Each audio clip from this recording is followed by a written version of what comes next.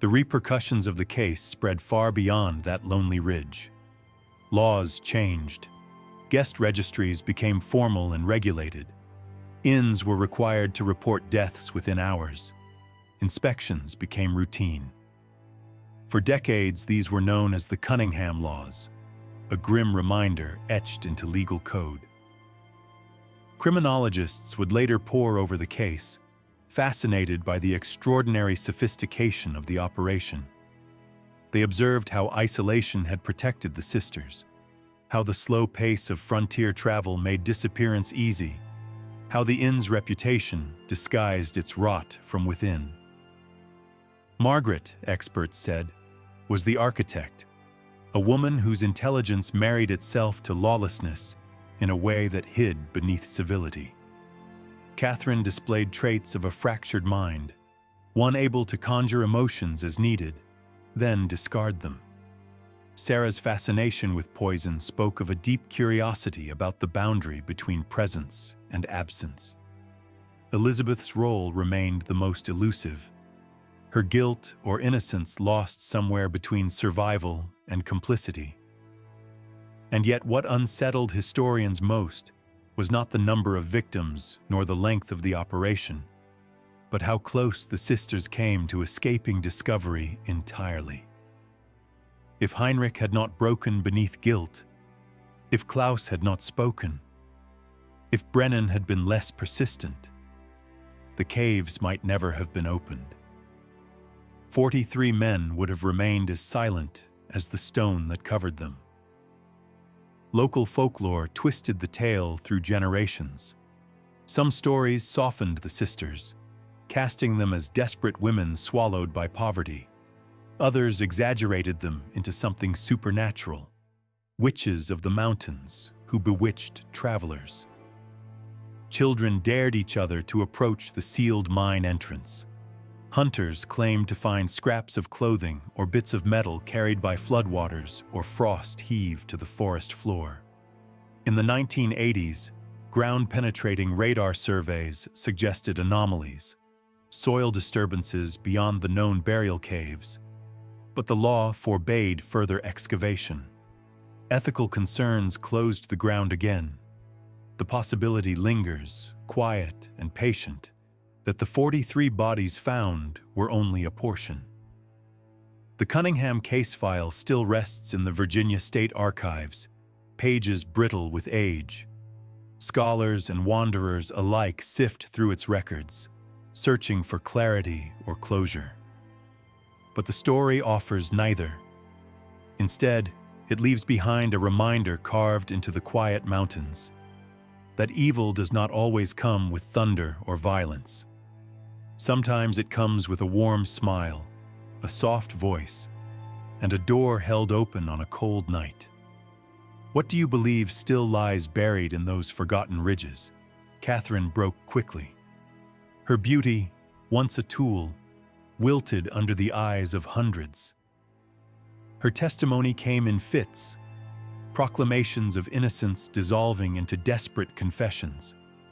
She denied, then admitted, then implicated others, her voice trembling as though the words themselves betrayed her. Sarah spoke not a word, her silence as stark as a closed grave. And Elizabeth, youngest, most sympathetic, clung to the story of coercion. She cried easily, she trembled honestly. Some believed her. Others believed her tears were the most practiced deception of all. The defense argued that 4 orphaned women, isolated in a dangerous frontier landscape, had done only what they must to survive. Their lawyer, Marcus Fairfield, painted them as the vulnerable trying to fend off a world intent on swallowing them alive. But the mountain of evidence rose taller with each passing day, and sentimental arguments fell like stones against its side. After less than 3 hours of deliberation, the jury returned with their verdict. Guilty. All 4 of them on multiple counts of murder in the first degree. Sentencing was swift. Margaret, Catherine, and Sarah were condemned to hang. Elizabeth spared the gallows due to her youth at the time the killings began, and her supposed cooperation received life imprisonment without parole. On an October morning the following year, the sisters were brought to the scaffold. The sky hung low, heavy with clouds that would not break. Margaret stood first, her posture rigid, her face a mask carved from cold certainty. She offered no final words. Catherine and Sarah walked hand in hand, a united front in the last moment they would ever share. The rope tightened. The trapdoors fell. The crowd exhaled as one, a release as sharp as winter wind. Elizabeth was taken to the Virginia State Penitentiary in Richmond, where she lived out 37 years behind stone walls. Prison records show she maintained her innocence until the end, claiming she was a captive of her sister's influence rather than a willing accomplice. She died in 1888, her name rarely spoken except when someone dusted the old case files for another look at the tragedy that had carved such a violent wound into the region's history. Klaus Zimmer, whose testimony had unfurled the truth, vanished after the trial. Some said he headed west. Others swore they saw him near Cincinnati or in the shadow of the Missouri plains. Wherever he went, he lived as a man hollowed by what he'd revealed and what he'd helped bury. Ezra Hawthorne, too old and too broken to endure the trial unscathed, received a reduced sentence for his role in concealing guests' departures. He insisted to his death that he had never suspected the true nature of the disappearances, that he had believed every claim the sisters made. He died in 1854, still insisting on his own innocence from behind prison bars. Milbrook Inn was auctioned to satisfy the debts and legal judgments that followed. A family named Fletcher tried to revive it, but no traveler would sleep beneath that roof again. Empty halls amplified every creak, every flicker of shadow, until the Fletchers abandoned it. The building stood derelict until a mining company purchased the land. The inn was torn down, its timbers scattered and burned. The mine that revealed the forgotten bones of the sisters' victims was sealed by court order. A simple stone marker was left behind. Here lie unknown travelers, 1832 to 1851. May they find in death the peace denied to them in life. But Klaus could not be fully contained. Grief sharpened into suspicion. He saw patterns where others saw mists. He began to question the suddenness of his brother's death and to remember small anomalies. Military tools in odd places. The rotation of shifts in the cellar at midnight. Strange deliveries for which no invoice was recorded.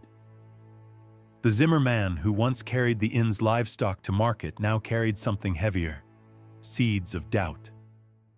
Margaret recognized danger. She began contingency plans, whispering with Ezra about the old routes that could offer safe passage away from the mountain if the need arose. They spoke of burning ledgers and scattering assets. The network they had trusted, their staff, the quiet compartments of their lives, was cracking. Their next victim unveiled the sisters' vulnerability. Samuel Hartwell, a cotton broker from Savannah, arrived in March of 1851 with more than $1,000 in gold and banknotes. He was a man used to schedules. He had an appointment in Pittsburgh on a fixed date. When he failed to arrive, the absence could be timed and traced. His colleague in Pittsburgh raised the alarm. Sheriff Thomas Brennan, a man shaped by 20 years of frontier justice, began asking what few had asked before. Minor inconsistencies surfaced, a blacksmith's memory of shoeing a horse that matched Hartwell's description, a merchant's recollection of a man who might have been leaving town, but not on the day recorded in the inn's ledger. Brennan's curiosity broadened into a pattern when county records revealed at least 15 missing persons over 2 decades, whose last confirmed presence was the Cunningham property. The cluster of disappearances stopped looking like chance. Brennan moved carefully. He spoke quietly with traveling merchants and bartered for gossip, avoiding the suspicion that might warn the inn. His breakthrough came from a man who had been both helper and witness, Klaus Zimmer. Grief made him talkative. Fear made him truthful. In a meeting far from Milbrook where the wind could not carry words back through the pines, Klaus offered fragments of confession, accounts of burials, shipments of personal effects, late-night departures with wagons bearing no names. Information hardened into warrants. On a gray dawn in April of 1851, a force of deputies, 8 men with rifles and orders, arrived at Milbrook Inn. The sisters met them with rehearsed composure. Margaret answered the door as always. Catherine faltered in visible distress. Sarah offered refreshments. Elizabeth trembled. What the search turned up unmade the performance. A silver watch with Samuel Hartwell's initials, letters, and papers belonging to Thomas Kellerman. Botanical notes cataloging poisons beside recipes for remedies. In Sarah's private room were entries, dosages, effects, names. And behind a rockfall on the mountainside, led by Klaus, the deputies found the cold, final proof.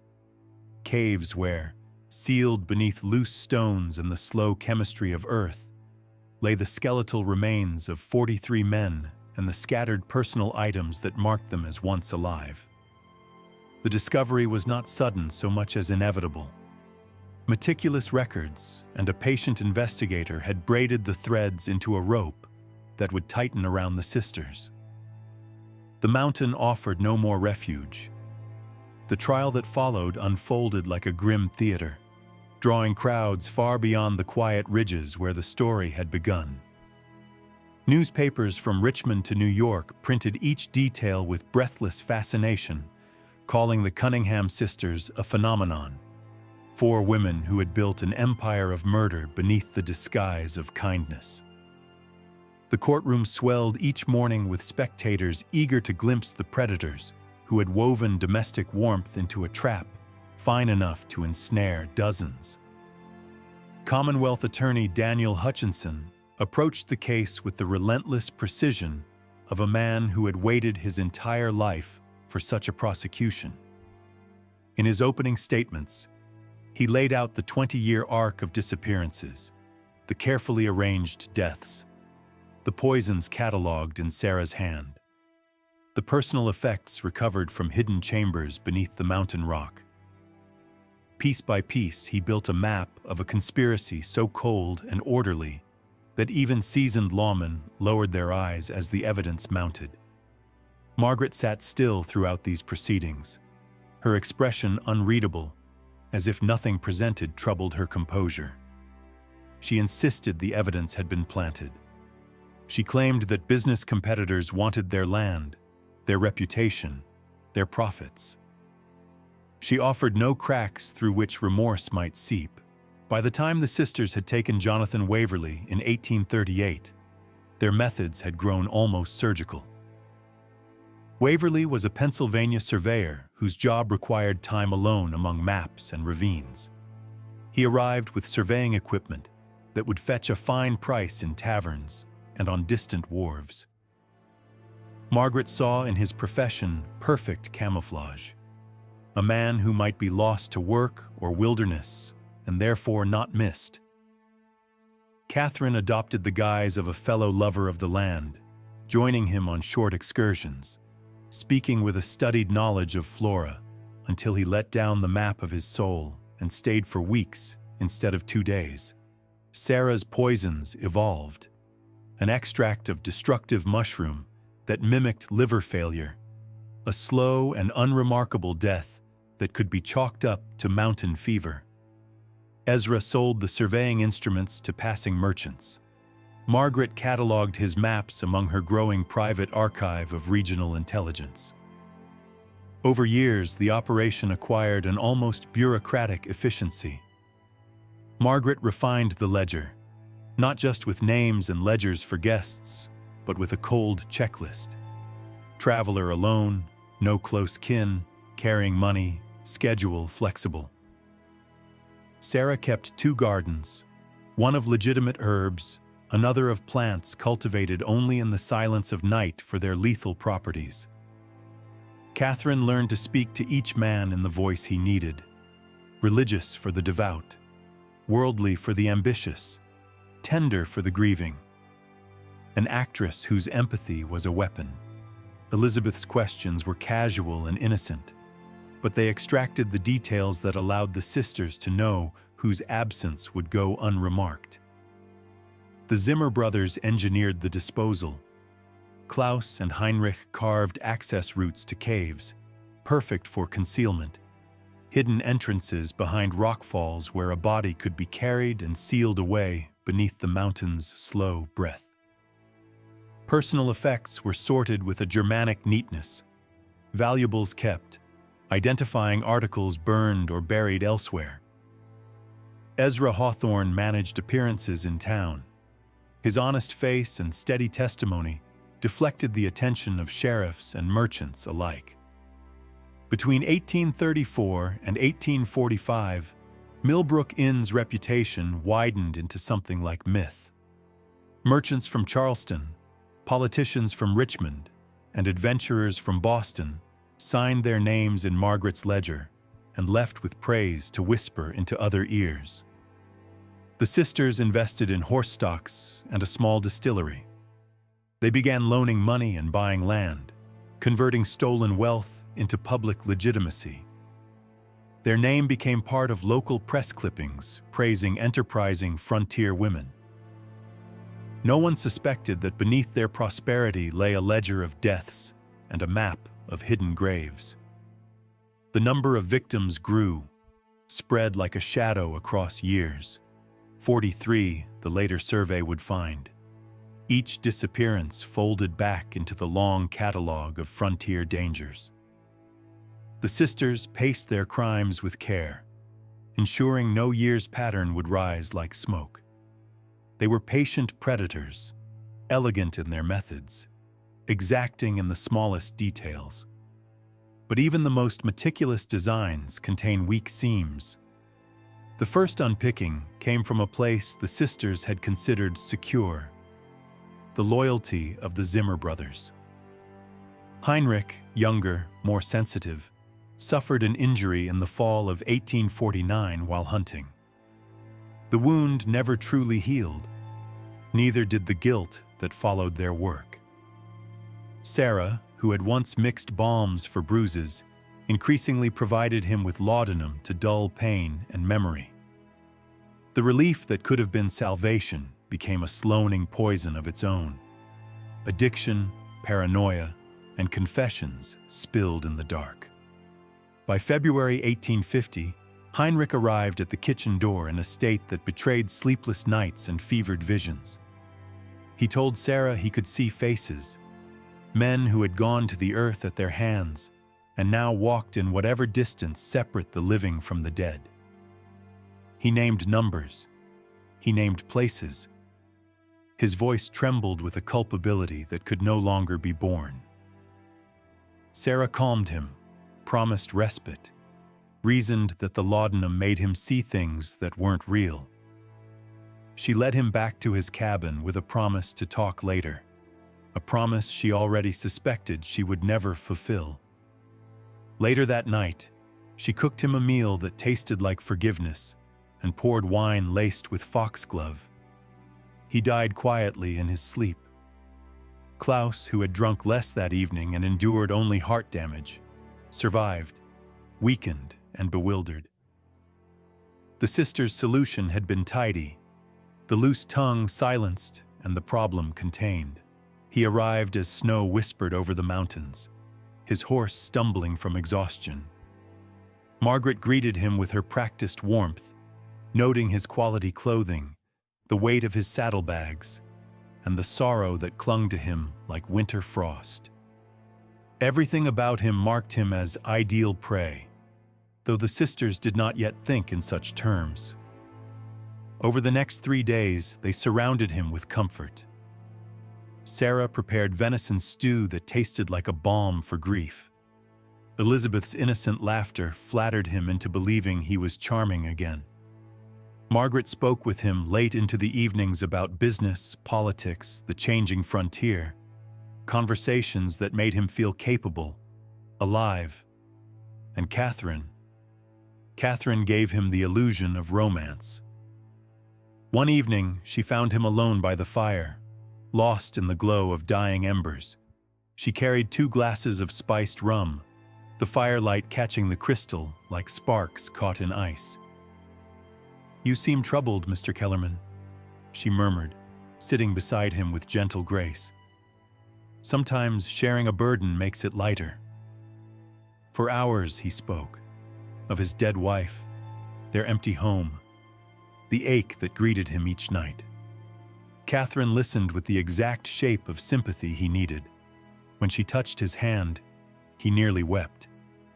"Loneliness is a terrible thing," she said softly, "but it doesn't have to be permanent." Whatever passed between them that night was never recorded. But Kellerman's expression the next morning told the truth. He extended his stay, smiling like a man newly awakened from years of grief. He promised to return on his journey home, but he never reached Kentucky. 3 days after he left Milbrook Inn, his horse wandered into Cumberland Gap without a rider. The mountains had swallowed Kellerman whole. Only the Cunningham sisters knew the truth. Heinrich Zimmer had waited for him deep in the woods.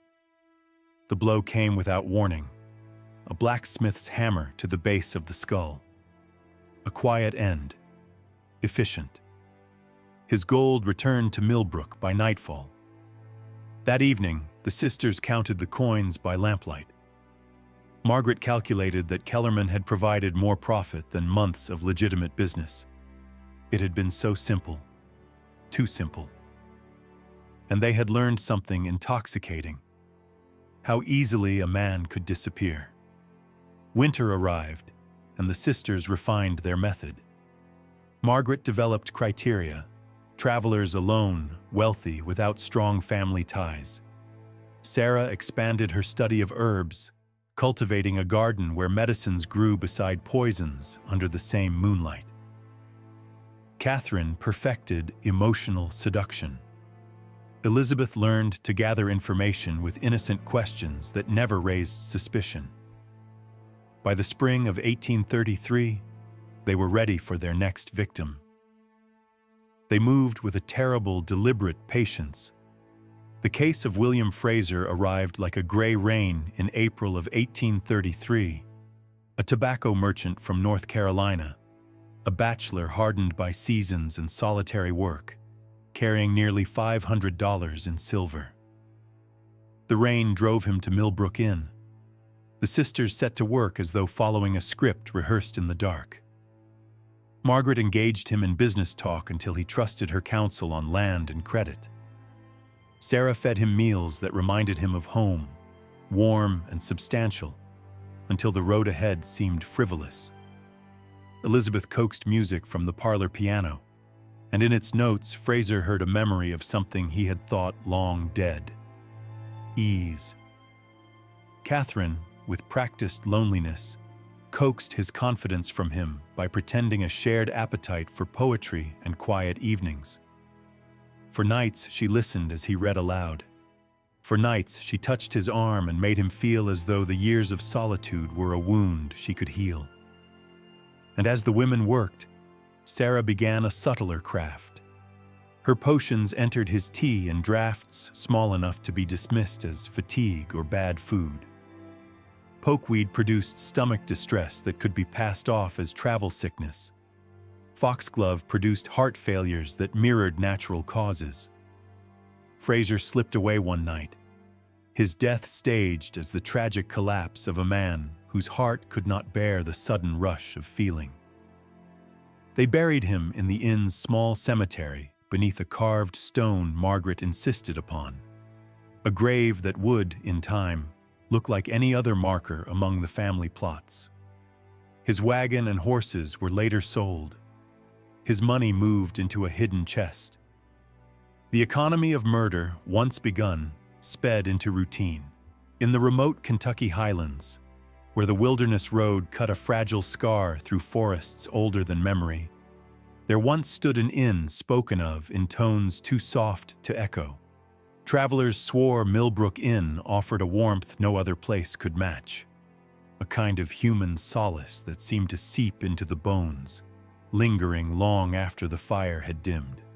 4 sisters presided over this mountain refuge, and men who arrived burdened by solitude would leave with the stunned tenderness of those who believed they had discovered something rare enough to chase across dangerous miles. The Cunningham Sisters were known throughout 3 states. Merchants altered their routes, sometimes their entire schedules, just to steal another night beneath Milbrook's roof. Cattlemen braved hostile passes rather than miss the comforting presence of the 4 young women who seemed to anticipate every need a lonely traveler carried. Men spoke of the inn's hospitality with an almost embarrassed reverence, describing attention so intimate, so soothing, that some wept when they departed. But as the winter of 1851 crept over the mountains, something shifted. Rumors drifted through settlements, stories of abandoned wagons, horses wandering without riders, and stretches of road near Milbrook Inn that felt unnervingly silent. Authorities dismissed the accounts at first, convinced they were no more than frontier superstition. Yet the pattern grew too distinct, too persistent. Men were disappearing, dozens of them. And the last known place they had been seen was the winding road that led to the welcoming door of the Cunningham Sisters. What investigators would eventually uncover was a truth far darker than any whispered tale carried by wind or firelight: that the warmth of Milbrook Inn demanded a price beyond imagining. The story began 2 decades earlier, in 1831, when Jeremiah Cunningham succumbed to consumption. He left behind 800 acres of mountain land, a flourishing estate, and 4 daughters between the ages of 16 and 26.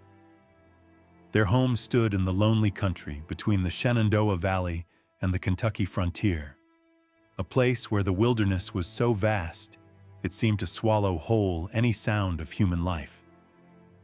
Yet it was here that Jeremiah had built an inn so respected that travelers planned their journeys around it. Margaret, the eldest at 26, possessed a mind sharpened by ambition and tempered by a cool detachment that would one day become lethal. Catherine, 24, inherited their mother's uncanny beauty and an instinctive gift for making a man feel singular in a world that had forgotten him. Sarah, 22, carried her mother's knowledge of mountain herbs, the kind that healed and the kind that didn't. And Elizabeth, the youngest, had a disarming innocence that dissolved suspicion like sugar in hot tea. Their grandfather had built the first structure in 1798, when the wilderness road was still a carved wound through contested land. By 1831, the property had grown into a haven for merchants, settlers, explorers, anyone desperate for a warm bed after long nights haunted by wolves or bandits. The main house perched on a ridge, its log walls and stone foundation weathered but proud. The inn held 6 rooms, a vast common area lit by twin fireplaces, and a kitchen capable of feeding caravans of weary men. But Milbrook's renown rested on something less tangible than walls or food. Travelers spoke of the sisters' hospitality as if describing a dream: mountain whiskey that burned sweetly, laughter that softened the weight of sorrow, the feeling of being genuinely seen. Jeremiah had built trust. His daughters, at first, kept it alive. The estate relied on a loyal staff. Ezra Hawthorne, a mountain man with the face of someone carved from old bark, had worked for the family since the inn opened. 2 German brothers, Klaus and Heinrich Zimmer, lived on the eastern edge of the property and tended to livestock with unerring precision. It was the autumn of 1831, just months after their father's death, when the inn entered what later generations would call its golden years. The sisters quickly discovered they had a gift. Together, they could turn weary strangers into grateful friends. Margaret managed operations with unyielding efficiency. Catherine had only to smile, and a traveler would find himself lingering longer than planned. Sarah filled the inn with the scent of herbs and roasting venison. Elizabeth's youthful brightness softened even the most hardened men. But beneath the laughter and flickering lamplight, something darker stirred. Isolation, once a shield against frontier dangers, became a different sort of refuge, a place where secrets could be nurtured in silence. The first hint of the coming darkness arrived on a frigid November night in 1832 with a man named Thomas Kellerman. A cattle buyer from Richmond, recently widowed, carrying a purse heavy with gold, the perfect combination of wealth and loneliness.